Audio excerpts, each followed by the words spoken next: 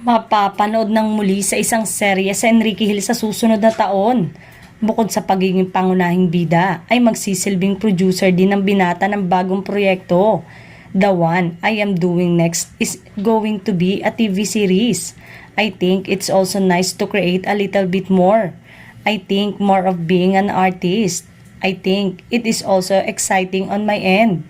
I think it's just growing up lang. Nakangiting bungad ni Enrique.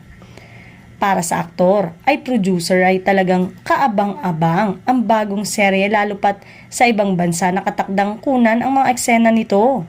We're going to be shooting in Europe for it, for the pilot. It's going to be a rom-com, romantic comedy na may konting action, pagdedetalye ng binata. Samantalang mapapanood na ngayong Kapaskuhan ang Strange Frequencies Taiwan Killer Hospital na pinagbibidahan ni Enrique.